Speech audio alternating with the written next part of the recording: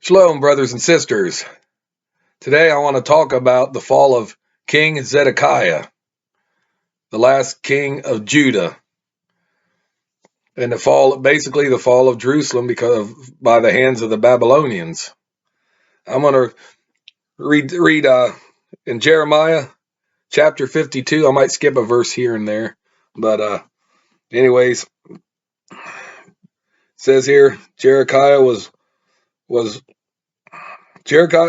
excuse me. Zedekiah was 1 and 20 years old when he began to reign, and he reigned 11 years in Jerusalem. And his mother's name was Hamutal, the daughter of Jeremiah. Now, we don't know if this is the same Jeremiah as the prophet. It could be. And I've heard a lot of scholars say that, they were related, Zedekiah and Jeremiah. But and he did which was evil in the eyes of Yahweh, according to all that the previous king had done. The previous king Jeroboam had done. For through the anger of Yahweh it came to pass Jerusalem and Judah, till he had cast them out from the presence, that Zedekiah rebelled against the king of Babylon. He was like a puppet king, giving tribute to the Nebuchadnezzar, the king of Babylon. But he wanted to rebel. He just thought he had the smarts of doing. I don't know if he didn't have the muscle and the military might, but I think he had the smarts maybe to, of course, to get allegiances from other mighty kingdoms. And it came to pass in the 9th year of his reign, in the 10th month, in the 10th day of the month, that Nebuchadnezzar, king of Babylon, came, he and all his armies, against Jerusalem, and pitched against it, and built forts against it all around about. And the city was besieged unto the 11th year of King Zedekiah.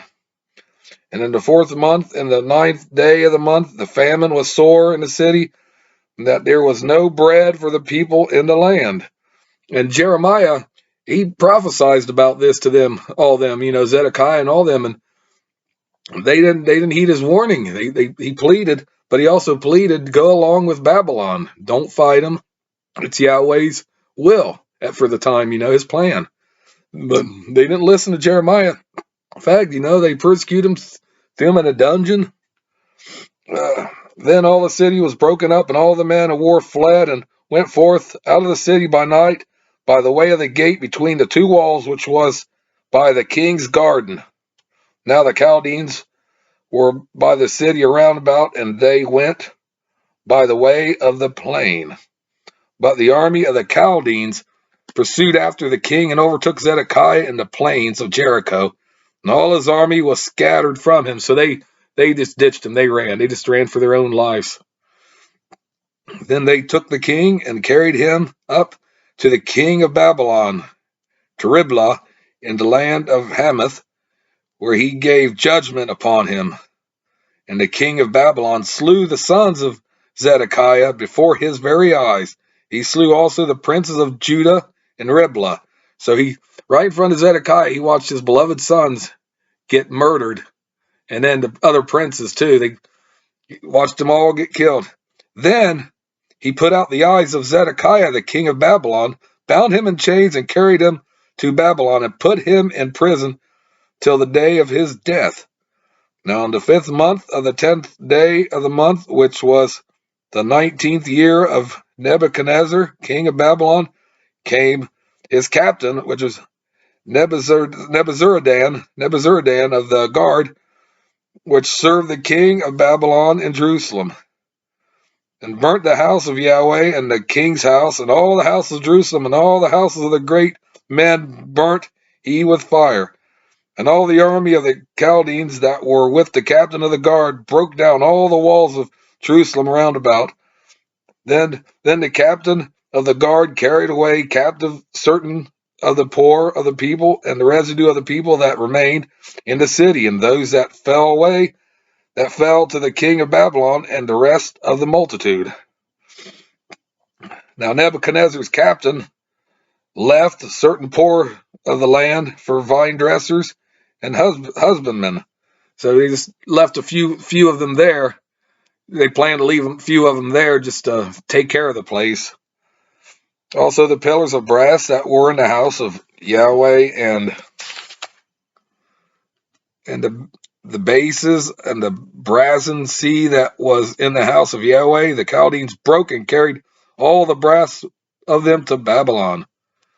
The cauldrons also, and the shovels, and the snuffers, and the bowls, and the spoons, and all the vessels of brass wherewith they ministered, they took them away. And the basins, and the fire pans, and the bowls, and the cauldrons, and the candlesticks, which were the menorahs, and the spoons, and the cups, that which was of gold in gold, and that which was of silver in silver, took the captain of the guard away.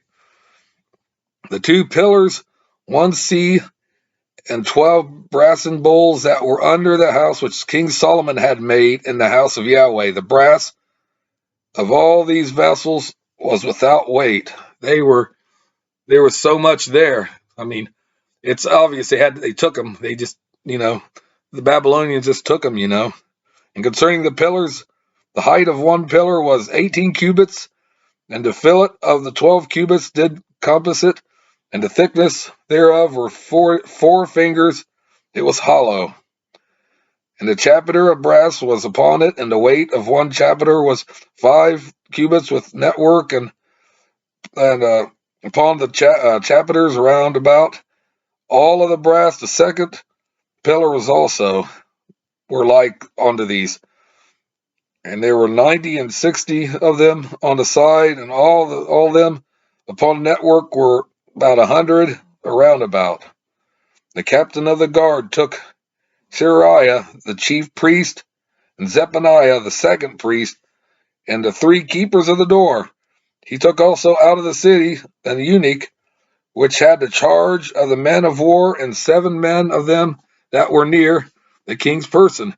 They were found in the city, and the principal scribe of the host who mustered the people of the land, and 60 men of the people of the land were found in the midst of the city.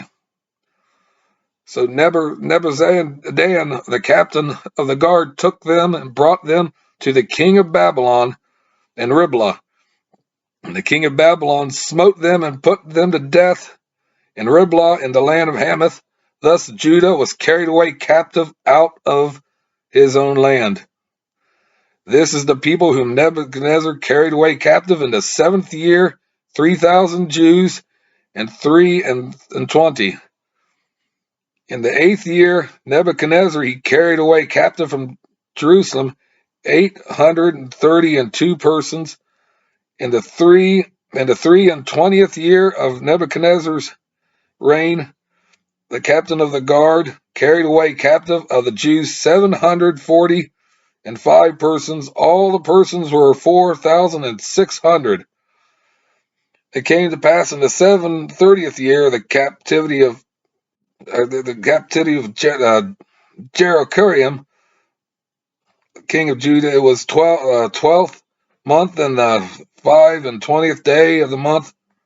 I can't see that. Evil day of the month that Evil Merodach, king of Babylon, in the 1st year of his reign, lifted up the head of Jeroboam, the king of Judah, and brought him forth out of prison. So he brought the former king out of prison, and spoke kindly unto him, and set his throne above the throne of the kings that were with him in Babylon. And he changed his prison garments, and he did continually eat bread before him all the days of his life. And for his diet there was a continual diet given him to the king of Babylon, every day a portion until the day of his death, all the days of his life. So Zedekiah was really a bad king.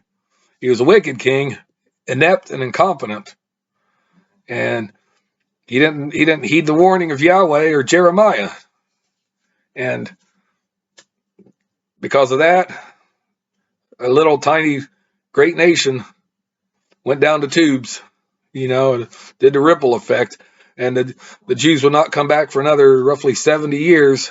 And as a small group of Jews, it wasn't the number, it wasn't the majority of the Jews. They stayed in their places, and they were scattered around, but there's a small, tiny group of Jews that went back to rebuild the second temple.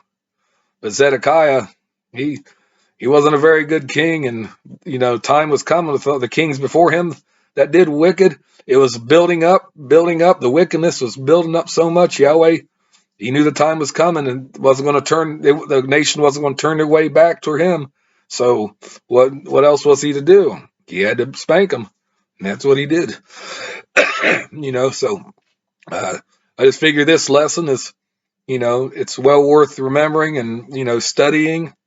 It's unfortunate that this stuff happened, but it did. But it wasn't Yahweh's fault. It was people made their own decision. They had their freedom of choice, and they chose poorly. They just chose poorly, and they got into that little paganistic roller coaster and enjoyed the ride until the end, and the end came. So, but anyways, I just wanted to share that with you. Excuse me, my throat gets a little dry from reading so much, but I enjoy reading and studying and presenting this stuff to you.